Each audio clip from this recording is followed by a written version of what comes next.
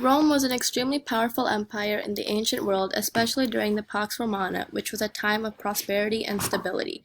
However, that utopia would eventually come to an end with the fall of the West. Why? It is impossible to locate one specific cause due to multiple factors. These factors can be categorized into certain groups of problems: economic, administrative, military, and external invasion. However, these groups of problems are not specific to Rome, as they can also be seen in the collapse of other empires such as Persia and China. Diocletian was a very important figure in the fate of Rome. He was originally a peasant who later became a provincial governor of Balkan. He rose through the ranks, eventually becoming the emperor of Rome.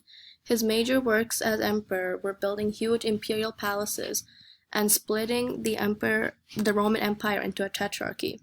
The tetrarchy consisted of two co-empires, the East and the West. Each half had a leader who was called the Augustus, and each Augustus had a Caesar who were co-rulers to the Augusti and were in line to be successors. The Augusti viewed each other as rivals. The tetrarchy was terminated when Diocletian died and Constantine came to rule. Although the four co-ruler system was dismantled, the empire was still split into two parts under the rule of Constantine. Under the rule of Constantine, a new capital replaced Rome, Constantinople. Along with changing the administrative system, Diocletian also increased the size of the Roman army in order to deal with the problems that were occurring at the time. Little did he know that the increased army size would not be good in the long run. Depopulation did not only affect the economy, it also affected the military. The requirements of Diocletian's new army size could not be met due to the lack of population. In order to compensate for the low numbers, Rome started to hire Germanic tribesmen into their army. In some cases, they were mixed in with the rest of the army, and in other times, there would be a unit of tribesmen. At first, the tribesmen were loyal to Rome because of the financial support given by the Roman Empire. However, the tribesmen would later rebel, persuading both the Eastern and the Western Empire to kill the Germanic tribesmen. When the East and the West decided to kill off all the Germanic tribesmen in the empire, the West wasn't able to completely eradicate the presence of Germanic tribesmen in the military. So the West did the best they could to get the Germanic tribesmen out of high ranks. When the western half of the empire rebuilt the army, it wasn't the same as before. The new soldiers weren't as trained or disciplined as the past army. There were laws made to try and recruit men for the army, but in many cases people found a way around it. One example of these laws is that there would be a punishment for people who sent inadequate soldiers to fight. There were also punishments for men who purposely mutilated themselves so they wouldn't have to go to the army. After the army was weakened due to the lack of tribesmen, Rome was liable to external invasions.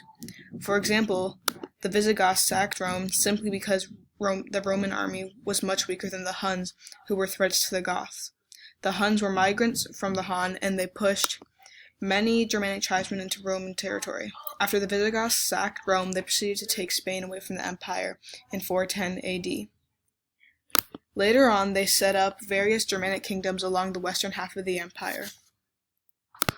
Due to all of the problems in Rome's government, military, and economy, outside forces were able to invade, causing the fall of Rome. However, only the western half fell. The east still remained. One of the reasons why the west fell was its large border. The west faced the main force of barbarians, requiring them to have extremely high demands. Their demands were so high that the east stopped supplying them with resources. The east did not have to deal with these external problems due to having a smaller border. In fact, the East were able to pay off the barbarians and push them to attack the West instead. The East were able to survive the attacks from the Goths due to these advantages. In general, it can be seen that the East had a wealthier and larger population, allowing them to have a more security and prosperity. However, the West's larger border was not the only reason why they fell. The West was also lacking in economy due to the shortage of gold and disappearance of coins. There was also a regression in trade, especially in the western provinces. These trends deprived them of even more resources. Land transport also became extremely expensive, and the only cheap mode of transportation was by sea. However, the East dominated sea traffic, stripping the West of effective ways of communication or trade. Finally, the disbandment of armies and difficulty raising them allowed the West to become invaded. In fact, many Western people lost faith in the empire and joined the barbaric ranks, helping in attacks on the Roman provinces, which inevitably resulted in the collapse of the West. Rome was not the only empire to fall. Persia and China, two other powerful empires, also fell. Even though these empires were separate from each other, the two reasons why they fell are similar.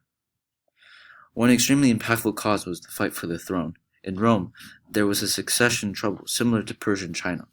In Persia and China, there were always fights over who would rule after an emperor passed. Despite Rome not having a family rule over the people, there were still problems with replacing the emperor. For a time in Rome, there were many emperors who only ruled for a little amount of time, such as a year or two. This cycle causes political instability, weakening the central core of the government, just like in Persia and China. However, the succession of the throne did not cause the empires to fall. Another factor was the growing power of the provinces. At the end of each empire, it can be seen that instead of the emperor having the most of the power, provincial governors and landlords became more influential. In Persia, the satraps, which were officials who were in charge of satrapies, became more and more powerful. They became less accountable and soon changed from being a hired position to an inherited position.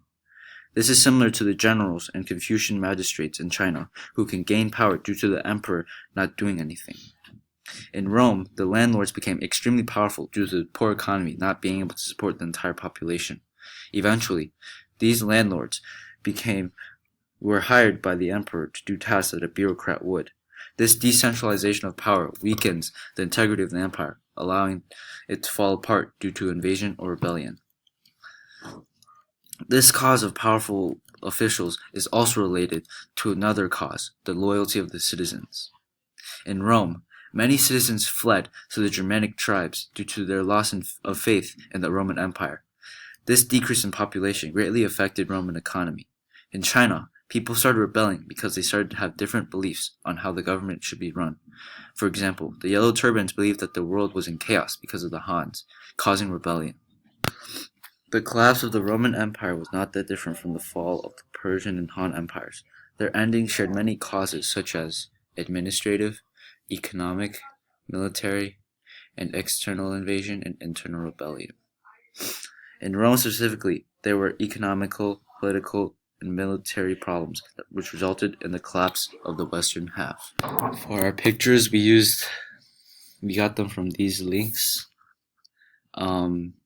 And for our arguments and information, we got them from these sources.